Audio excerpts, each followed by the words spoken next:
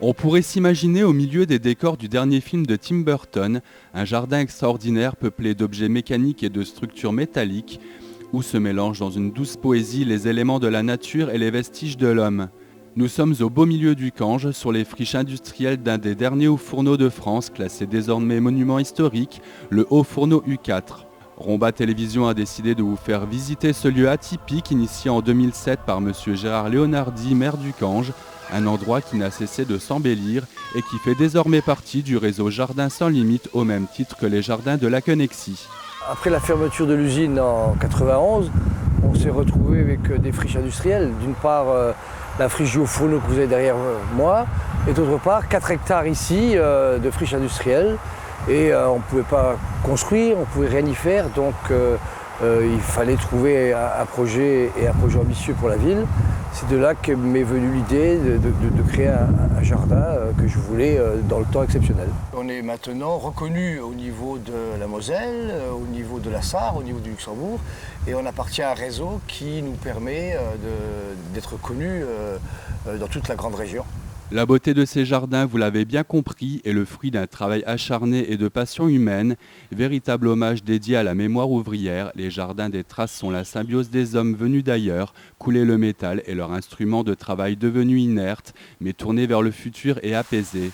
Une harmonie nouvelle, gorgée de sons et d'odeurs, pensée par un jeune et talentueux paysagiste, Rémi Jacot, qui nous fait immédiatement une visite guidée du site. Le jardin de l'alchimie se divise en quatre éléments, la terre, le feu, l'eau et l'air. Ces 4 éléments qui sont indispensables à la vie sur Terre, à l'homme, et sont également indispensables à la sidérurgie pour fonctionner. Donc, la terre pour le minerai, mais également pour la nourriture. Le feu pour chauffer le minerai et pour chauffer la nourriture et réchauffer l'homme. L'eau pour refroidir la fonte et le haut fourneau également est indispensable aux plantes et à l'homme pour les nourrir. Et enfin l'air qui est indispensable à la respiration évidemment et qui sert dans les hauts fourneaux à attiser l'ensemble. Donc, dans le feu on retrouve toute une palissade en acier corten qui sont découpées en flammes. Et on retrouve au niveau plantation principalement des plantes rouges, jaunes, oranges, qui rappellent un petit peu la couleur du feu. On retrouve également dans sa partie centrale une cheminée qui rappelle directement le haut fourneau avec ses briques réfractaires à l'intérieur.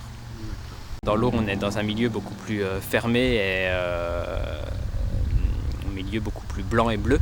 On retrouvera du verre en paillage, des panneaux en polycarbonate qui rappellent la glace. Le son également, puisque cet élément est très résonnant.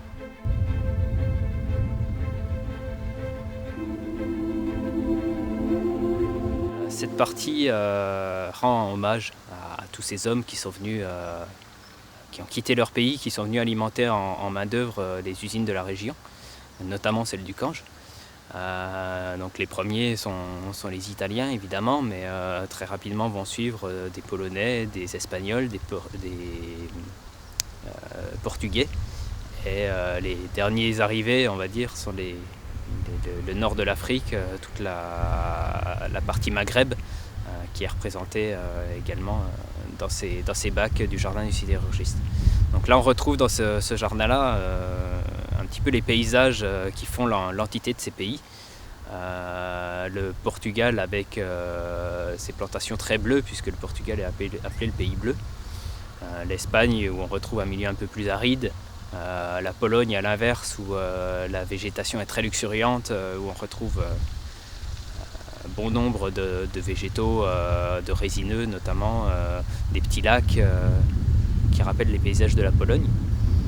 L'Italie avec les jardins de la Renaissance italienne, ses bordures de buis, ses buis taillés, ses pots en terre cuite et autres vasques. Et enfin le jardin qui représente le Maghreb avec évidemment le Sahara et au milieu son oasis avec Lantana et Phoenix qui nous replonge tout droit au milieu du désert.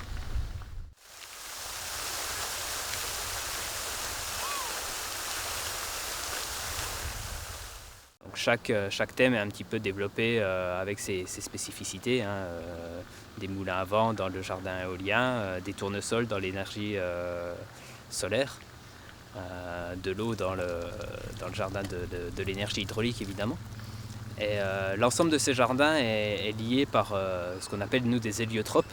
Des héliotropes qui servent avec les pergolas solaires à produire de l'énergie, puisque le jardin des énergies produit sa propre énergie.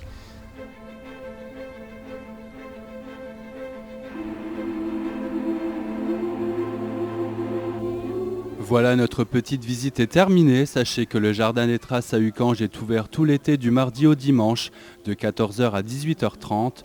Le vendredi et samedi soir, ouverture nocturne de 20h30 à minuit.